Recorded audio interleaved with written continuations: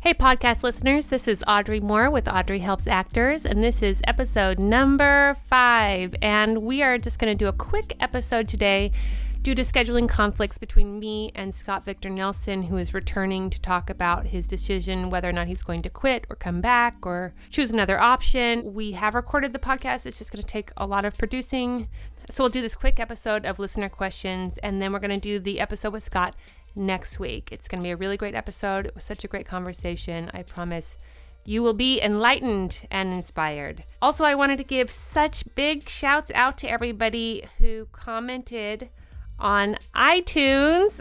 I asked for 10 comments on iTunes and I got 9. So close. So close. I believe in you guys. I believe that I can get 4 more comments on iTunes, just 4. I believe that you, listener, you out there are the one to do it.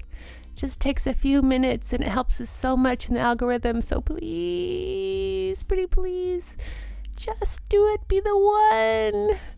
All right. So here is our shout outs for iTunes. I'd like to thank Kara D, Penelope Mommy, A.S. Cameron, Mrs. Hendricks, A. Kruger, C. Deb Spitz, and Leela Girl 213, and Maxima Max for your great reviews. Of course, I reviewed myself because that's how I do. And let's get to the listener questions. So one listener question, somebody wanted to ask me how I can make networking less scary. So this is something I'm actually really good at. The first thing I would say about networking that I was told is not to think about networking as this like networking event that you go to that's full of like a bunch of douchebags where everyone's just trying to like be douchey to each other.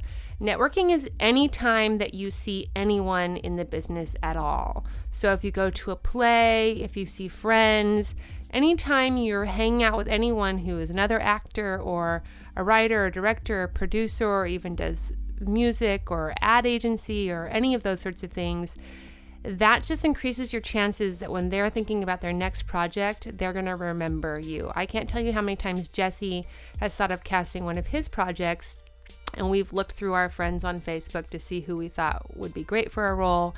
And if it's somebody that I haven't talked to in a long time, I'm always less hesitant to reach out to them. But if it's somebody that I just saw at a party last week, I'm always like, you know who would be great? So-and-so that we just saw at this party that I haven't seen in a while. So that is a nice way to look at networking so it doesn't seem like this dirty thing. However, sometimes you go to events, you go to network events. A lot of people are going to upfronts, things like that. Maybe you go to an agency party. You go to a party where there's fabulous people there and you're wondering, how do I network? The best advice I can give you is A, don't get too drunk, just a little bit of something to relax you. And B, I have found the best thing to do is to really be genuinely interested in the people that you're talking to.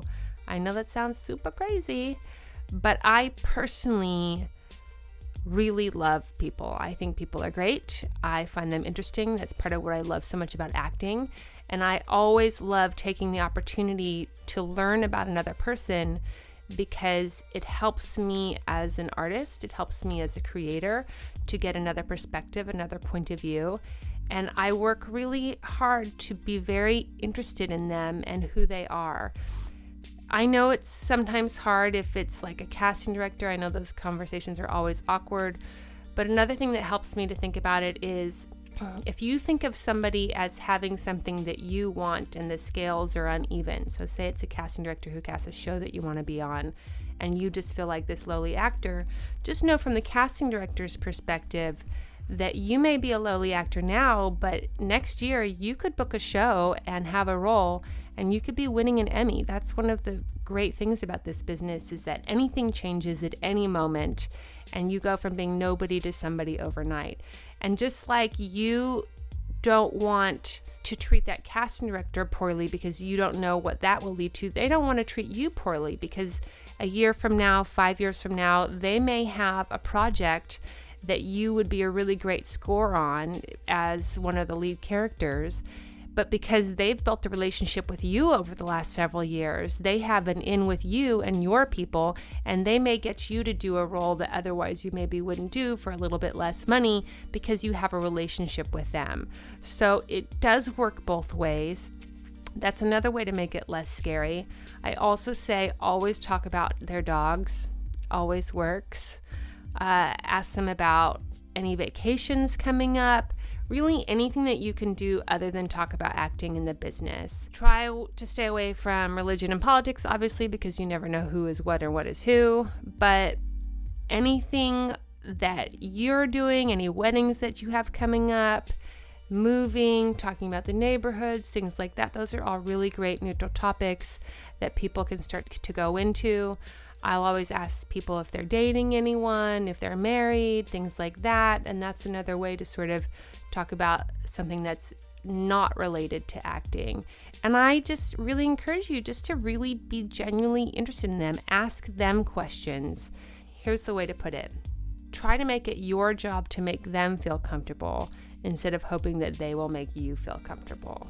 Help them to feel at ease instead of hoping that they will help you feel at ease. That to me has always worked really well and taken the attention off of me and onto them.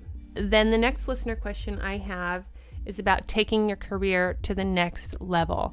This is such an important question that I get asked all the time. This is for every single person, no matter what level you're at. Not this next episode, but the one after that, we're going to have a discussion about the business side of acting, and we're going to talk a little bit more about this at that point. But in specific, how do you go from co-stars to guest stars? I just want to say the magical world of co-stars to guest stars is a thing just like anything that just happens. Just like when you were like, how do I book a commercial? And then one day you just do.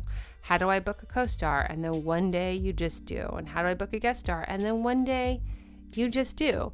There are agents who have the feeling of you're going to be trapped as a co-star actor versus being a guest star actor.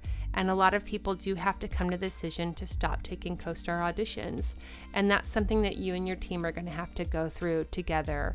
What always happens whenever you go to the next level, you just have to know there's always like a dip, because now you're on another level competing with more people. So it's scary at first because you're going to get less auditions and you're going to be competing against better people.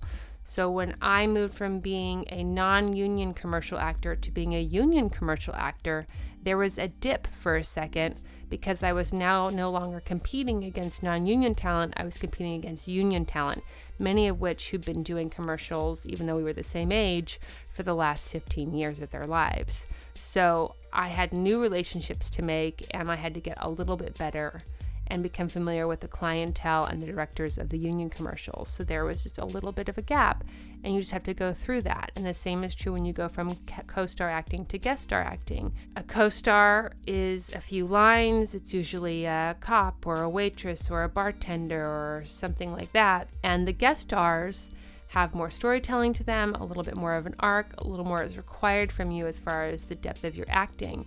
That may require a look change for some people, and it may require practicing. I really recommend practicing guest stars on your own, pulling some up on Showfax, asking your friends for guest star sides, and just start practicing working on them by yourself. Do a self-tape, do 1 or 2 a week of self-taping your own guest stars so that starts to feel more comfortable to you, so it doesn't feel overwhelming to have that much material. And just know there's just going to be a little bit of a lull, and hopefully you have a nice enough job, you have some money in the bank, but know that one good guest star financially is the equivalent to several co-stars, especially once you start getting those residual checks, things like that.